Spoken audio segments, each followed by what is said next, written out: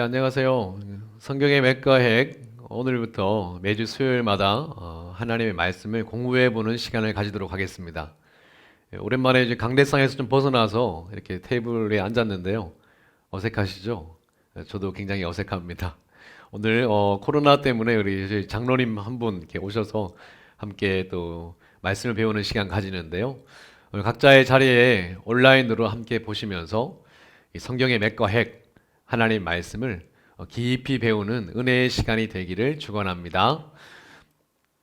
오늘 여러분 교재 준비하셨나요? 성경의 맥과 핵.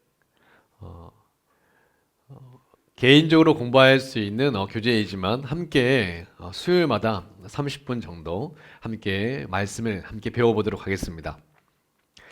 첫 번째 우리 과부터 할 건데요. 성경의 맥과 핵 보니까 성경 속 하나님의 마음이 보여요 라고 되어 있네요. 이 책의 저자이신 허계영 선교사님이 성경 속 평신도의 입장에서 하나님의 마음을 보여주기 위해서 아주 쉽고 간단하게 지은 책인 것 같아요. 함께 우리 쉽고 명확하게 성경을 배우면서 하나님의 말씀의 깊이에 조금 더 나아갔으면 좋겠습니다. 이 책의 제목이 뭐라고요? 성경의 맥과 핵. 성경의 맥이 무엇인지 그리고 또 성경의 핵이 무엇인지를 공부하는 교재입니다. 하나하나 준비할 때 첫 번째 저희가 볼 것은 신구약 전체를 관통하고 있는 성경의 맥과 핵에 대해서 먼저 보고, 그리고 구약 성경에 대해서 좀 더 깊이 보고, 또 신약 성경에 대해서 조금 더 깊이 보는 시간을 가지려고 합니다. PPT를 보시면 우리 워크북 6페이지를 보시면 이런 장면이 나오죠. 이 장면 속에서 첫 번째로 여러분이 할 거는 뭐냐면 이런 스티커북이 있습니다. 스티커북에 같은 그림을 맞춰서 이 스티커북에는 성경에 맥이 되고 핵이 되는 장면들을 스티커로 제작을 해 두었어요. 그래서 이 부분을 상기하라고 이 교재가 되어 있는데 PPT의 장면 속에 나와 있는 그림을 찾으셔서 함께 붙여가면서 이게 말하고자 하는 핵심이구나 라고 생각하시면서 따라오시면 되겠습니다. 첫 번째로 여러분이 붙이셔야 될 스티커는 바로 이 하나님이 사람을 만드시고 생기를 불어넣는 이 그림의 장면입니다. 잘 따라오고 계시죠? 우리 첫 번째 챕터의 맨 위에 글씨 함께 읽어보도록 하겠습니다. 시작. 성경은 일반적인 책이 아닙니다. 성경은 생명력이 있는 책입니다. 오늘 첫 번째 시간에 여러분과 제가 함께 배울 것은 성경은 일반적인 책이 아니라는 거예요. 그러면 성경이 뭔가요? 성경은 생명력이 있는 책입니다. 성경은 다 일반 책처럼 활자, 글자로 되어 있는 누군가가 지은 의도를 가지고 지은 책 아닙니까? 맞지만 성경은 그와는 좀 다른 게 있어요. 뭐냐면 성경에는 생명력이 있다는 겁니다. 아니 목사님 이게 무슨 말입니까? 성경에 생명력이 있다니요. 성경이 걸어 다니는 것도 아니고 성경이 살아있는 것도 아닌데 그런 생명력이 아니라 성경에는 하나님이 처음 지으실 때부터 불어 넣으셨던 하나님의 생명력, 원저자이신 하나님이 이 성경을 통해서 하시고자 하는 거룩한 일들을 목적 삼아서 성경에 불어 넣으셨던 하나님의 생명력이 들어있는 책이라는 거예요. 계속 나아가 보겠습니다. 디모데후서 3장 16절에 보시면 모든 성경은 하나님의 무엇으로요? 감동으로 된 것으로 라는 말이 있어요. 모든 성경은 하나님의 감동으로 되어졌다는 겁니다. 이 감동이 뭡니까? 이걸 이해하기 위해서는 이 감동이라는 단어는 영어로 God blessed, 하나님의 숨결이라는 뜻이에요. 성경은 하나님의 숨결로 되어 있다는 겁니다. 점점 난해하죠? 그럼 하나님의 숨을 후 불어 넣으시면 성경에 쓰여졌다는 얘기인가? 그게 아니라 또 하나님의 숨결에 대해서 알기 위해서는 창세기 2장 7절의 말씀을 저희가 알아야 됩니다. 창세기 2장 7절에는 이렇게 되어 있어요. 여호와 하나님이 땅의 흙으로 사람을 지으시고 생기를 그 코에 불어 넣으시니 사람이 생명이 되니라. God blessed.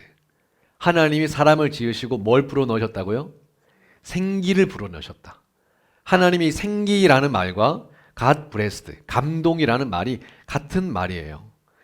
이게 무슨 말이냐면 하나님이 처음 사람을 지으시고 사람이 흙으로 지었잖아요. 살아 움직이지 못했어요. 그런데 하나님이 뭘 불어넣으셨다고요? 하나님의 숨결, 생기를 불어넣으시니 사람이 살아 움직이게 된 것입니다.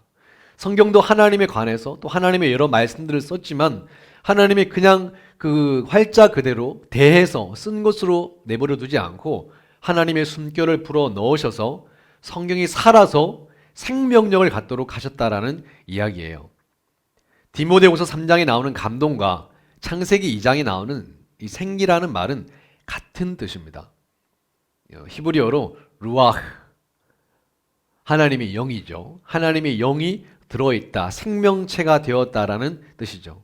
그러니까 성경은 여러분이 그냥 일반적으로 보시는 것처럼 그냥 정보와 지식을 얻기 위해 쓰여진 책이 아니라 살아있는 책이에요. 이 안에는 하나님의 생명력이 들어있어서 누구든지 하나님의 말씀을 접하는 사람마다 이 하나님의 생명력을 만나게 되어 있다는 겁니다. 저희도 이 성경의 맥과 핵을 함께 나누면서 성경에 있는 하나님의 생명을 만나기를 축원합니다. 이 생명을 만나야 생명이 되거든요. 히브리서 4장 12절에 보면 또 이런 말씀이 있습니다. 하나님의 말씀은 뭐였고요? 살았고 그리고 운동력이 있다고 그랬어요. 하나님의 말씀은 살아서 운동력이 있다는 겁니다. 그냥 성경을 그냥 활자처럼 보는 것 같지만 이 성경을 읽는 사람마다 사람이 바뀌고 가정이 바뀌고 나라가 바뀌고 세계가 바뀌는 살아서 운동하는 하나님의 생명력이 있는 말씀이라는 거예요.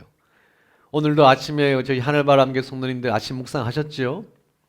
그러나 이 말씀은 여러분이 그냥 읽고 마는 게 아니라 이 말씀을 보고 들을 때에 살아서 여러분의 삶에 운동한다는 겁니다. 여러분의 삶을 바꾸고 여러분의 삶에 생명력이 있게 하고 하나님께로 인도하는 살아서 운동하는 역사가 있는 말씀이라는 뜻이죠.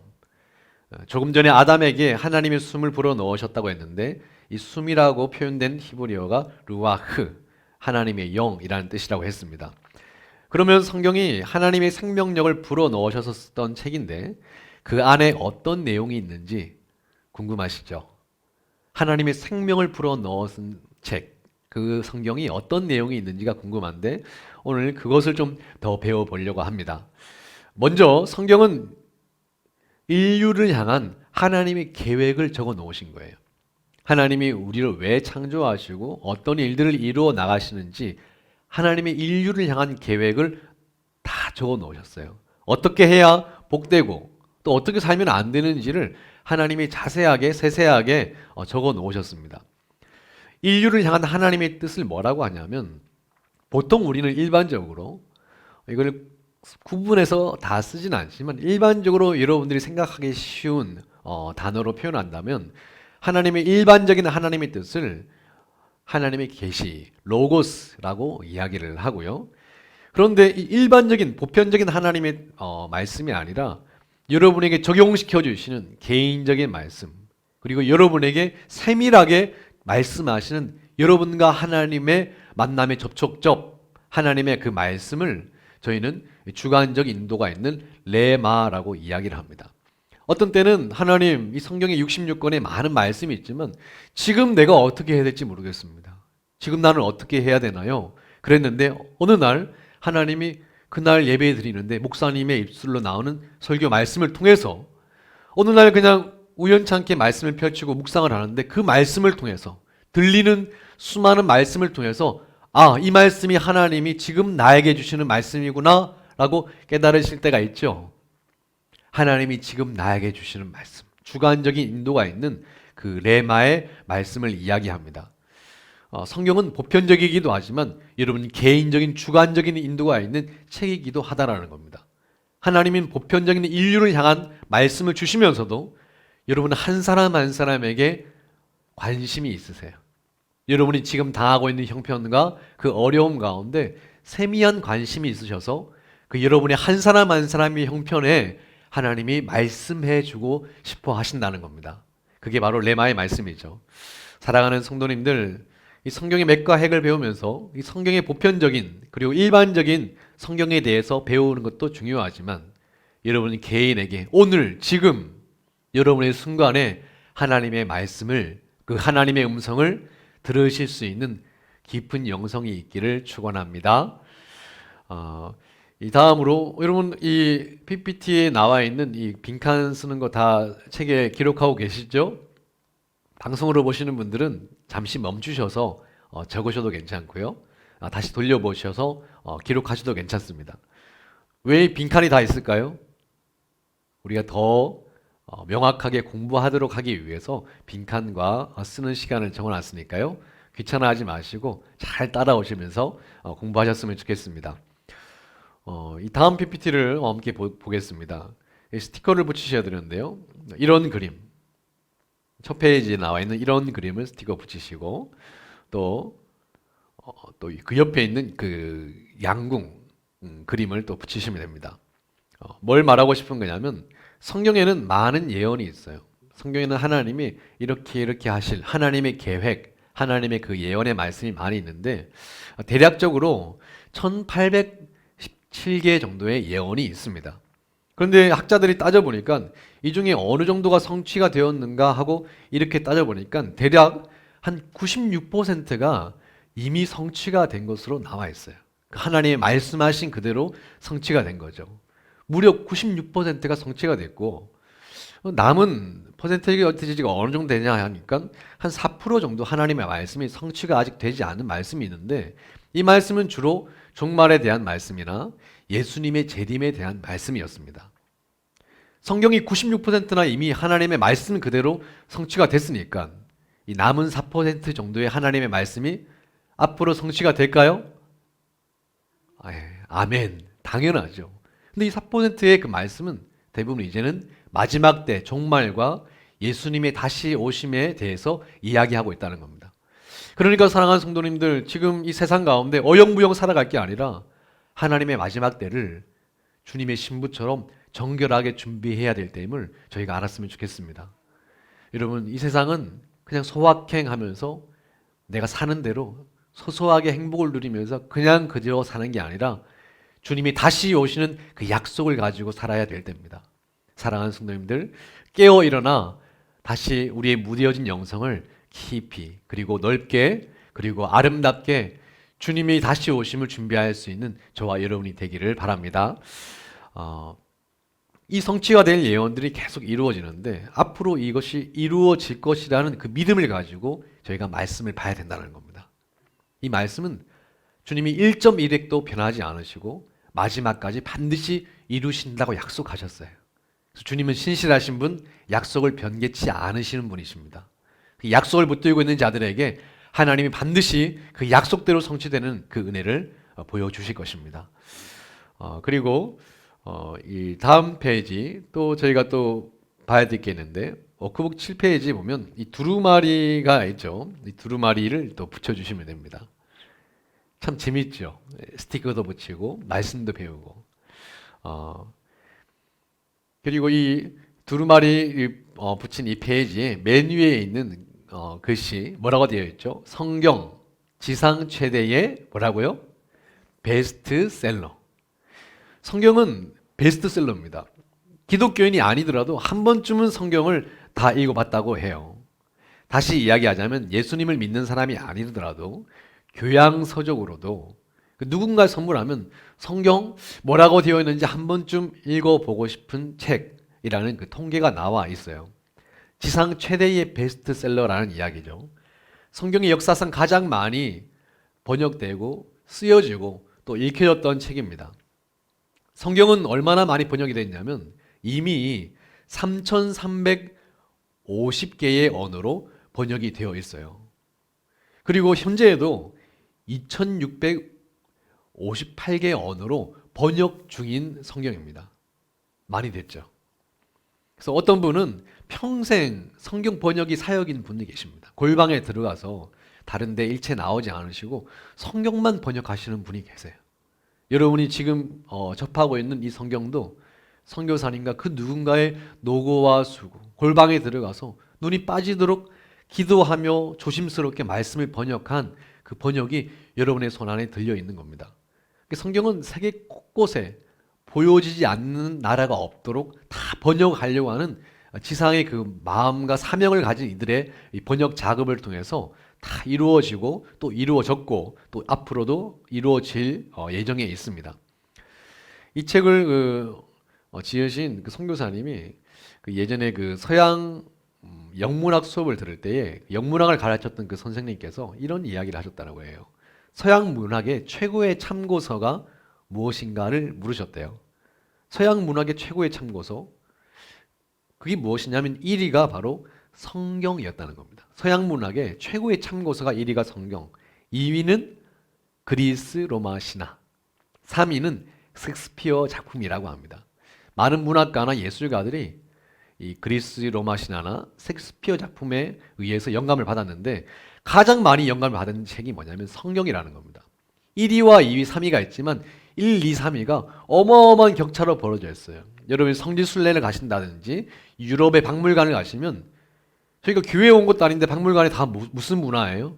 교회와 관련된 벽화와 문화와 예술 작품들이 즐비하게 있다는 것을 알 수가 있을 겁니다. 그만큼 서양의 문화, 서양의 세계사에 지대한 영향을 미친 책이, 아니요, 인류 역사상 가장 많은 영향력을 미친 책이 바로 이 성경이라는 책이라는 겁니다. 알게 모르게 우리 인류와 함께하며 가장 많은 영향력으로 곳곳에 이 성경의 영향력이 미쳐져 있다는 겁니다. 그뿐만 아니라 불행하게도 성경은 역사상 가장 많은 핍박을 받은 책이기도 해요. 왜 그럴까요? 이 독재자들이나 타 종교인들이 자기와 이념이 다르니까, 공산주의나 그리고 또 독재자들, 이런 사람들이 제일 먼저 없애보려고 했던 그게 뭐냐면 성경이라는 거예요. 또 일제시대 때도 성경을 읽지 못하게 했죠. 왜냐하면 하나님이 나를 귀하게 여기신다, 하나님의 인류에 대한 계획, 이런 것들을 사람들이 알면 다스리기가, 내가 시키는 대로 명령하고 다스리기가 어렵기 때문에 그렇습니다. 인류 역사상 가장 많은 핍박을 받아서 때로는 불태워지기도 했고, 때로는 성경을 못 읽게 하기도 하고, 성경을 읽는 것이 불법으로 정해지기도 하고, 그런 일들이 일어났는데, 그럼에도 불구하고 여전히 성경은 살아서 운동하고 있는 책이라는 겁니다. 예전에 탈북자와 함께 좀 이야기를 나눈 적이 있는데 그분이 그러더라고요. 북한에는 성경을 읽지 못해서 어떻게 합니까? 그랬더니 성경이 쪽복음이라고 하죠. 성경 한 권도 아니고 다 나눠가지고 몇 페이지씩 가지고 다니고, 그것도 불안하니까 다 외운다는 거예요. 제가 만났던 그때 탈북자, 그분은 로마서를 모두 암송하는 분이셨습니다.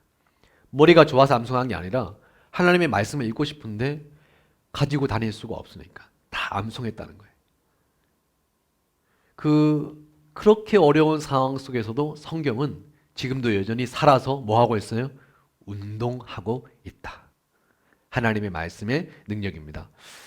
자, 이제 이 다음 화면은 그 워크북에는 없는데요. 이게 무슨 작품입니까?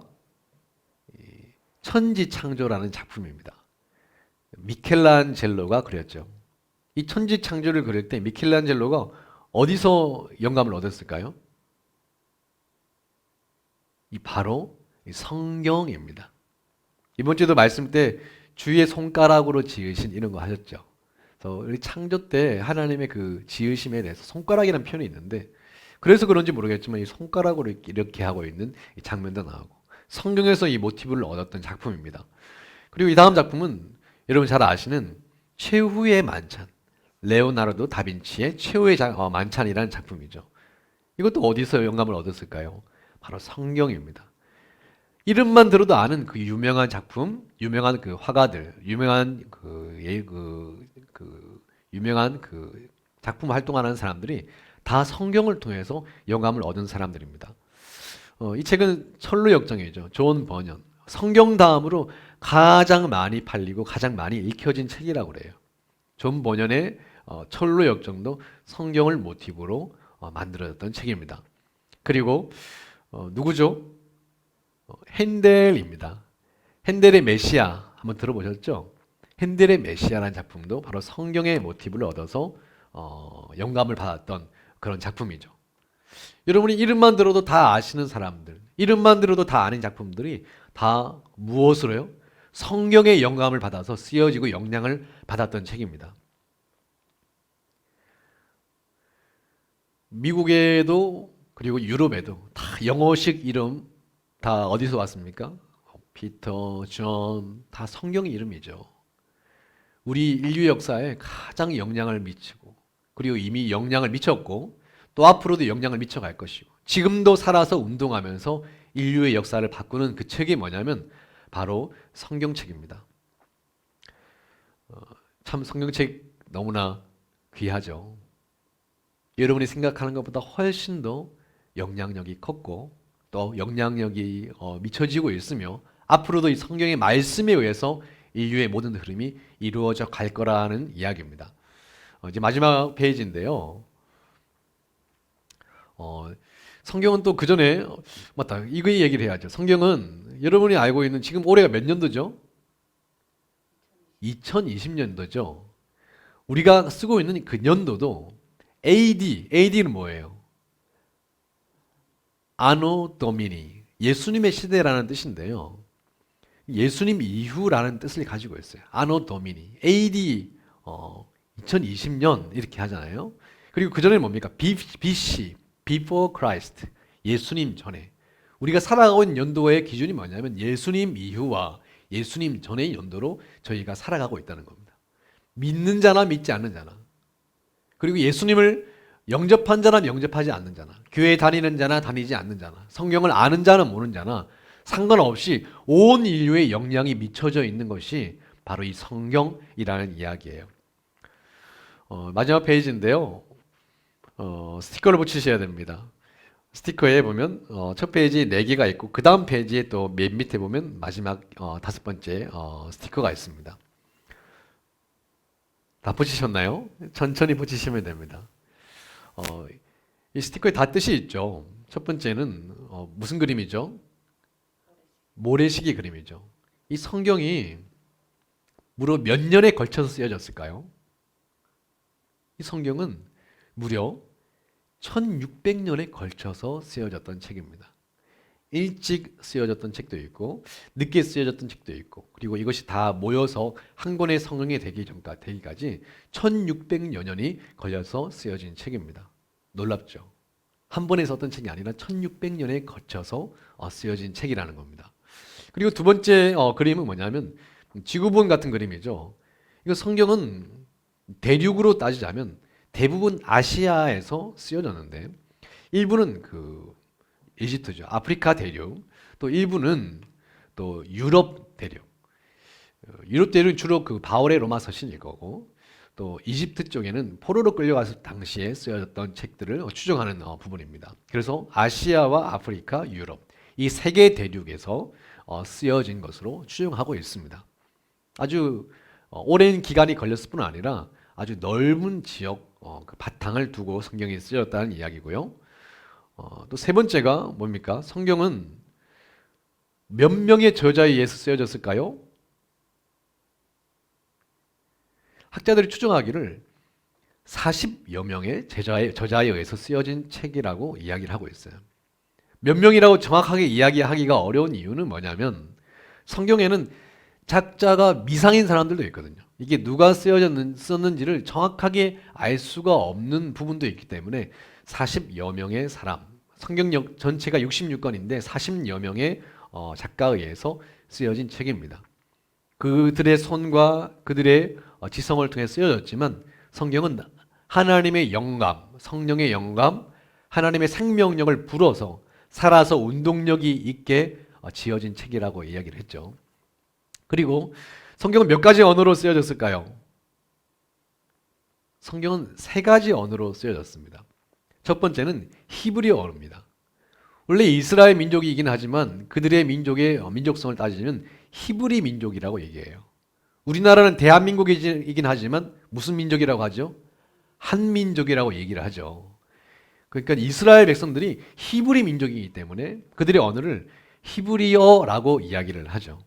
그래서 처음 가나안에서 애굽으로 들어갈 때 야곱의 식구가 70명에 불과했지만 모세를 통해서 출애굽할 때는 200만이라는 숫자가 애굽에서 나오게 됩니다. 그들은 이제 히브리 민족이라고 얘기하는데 그들이 그 히브리 민족, 거기서 그들의 언어의 정체성이 있기 때문에 그들의 언어를 히브리어라고 이야기를 하죠. 두 번째는 헬라어입니다. 헬레니즘 아시죠? 고대 그리스 문화를 통틀어 일컫는 말입니다. 그런데 헬라어는 고대 그리스어의 언어인데 예수님이 오시기 전 BC 300년 전에 이스라엘이 살고 있던 팔레스틴 전 지역은 그 모든 주위의 나라들이 그리스에 의해서 정복을 당하죠. 그 이후에 그리스어를 사용하는 로마가 전체를 다스리면서 속국이었던 이스라엘도 나중에 로마의 속국으로서 헬라어, 그리스어를 사용하게 되는 겁니다. 그래서 신약 성경은 주로 히브리어가 아니라 헬라어로 적혀 있습니다. 그래서 이 전체 히브리어도 구약 성경을 또 헬라어로 번역한 성경이 70인역 나중에 나오게 되는 배경이 있죠. 히브리어와 헬라어는 아는데 하나의 언어가 더 있다고요? 뭘까요?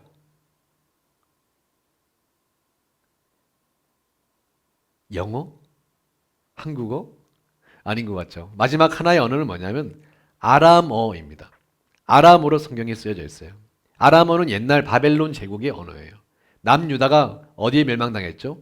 바벨론에 의해서 멸망을 당하고 백성들이 바벨론에 끌려가서 무려 70년간 포로 생활을 했습니다.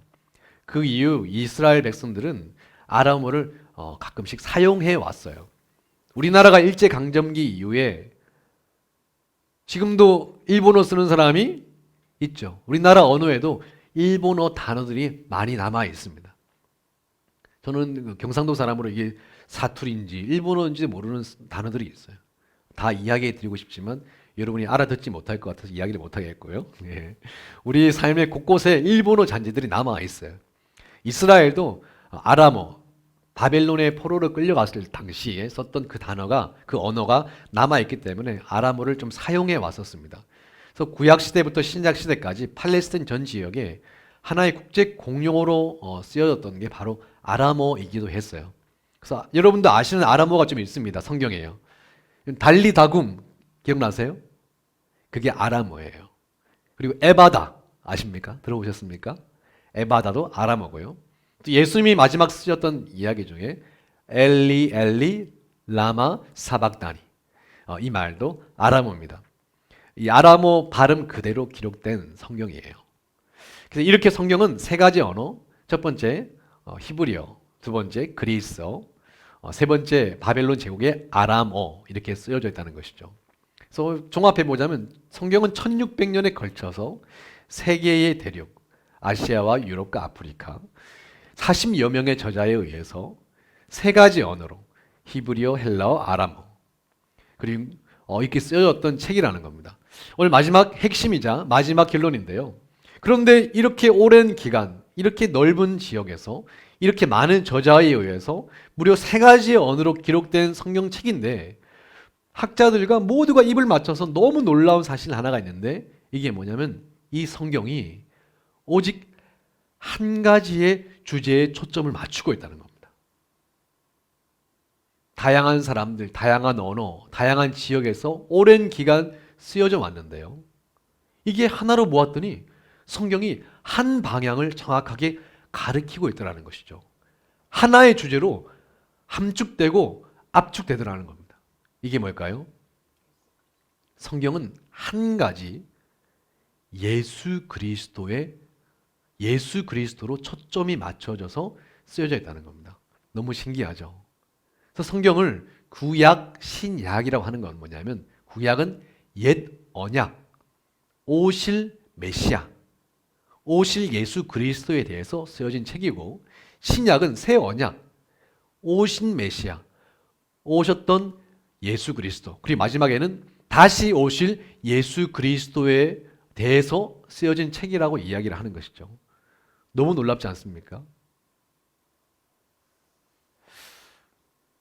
시간이 되었군요. 오늘 약속대로 이 성경 공부는 여러분이 아무리 아쉬워하고 매달려도 30분만 할 겁니다. 네. 다음 주도 할 거고요. 계속 될 거니까요. 우리 이 코로나 때 어렵지만 이 골방에서 기도하고 말씀 듣고 말씀을 공부하는 이 골방의 영성을 더 깊이 회복하시기를 바랍니다. 말씀을 정리하겠습니다. 성경은 일반적인 책이 아닙니다. 무슨 책이라고요? 생명력 있는 책입니다. 하나님의 감동에 의해 쓰여졌는데 루아흐, 하나님의 숨결이죠.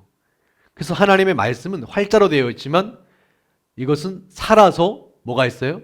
운동력이 있어서 지금도 역사하고 생명력을 만들고 이 세계를 바꾸고 있는 책이라는 겁니다. 그리고 성경에는 무려 96%의 예언 적중률을 보이고 있어요.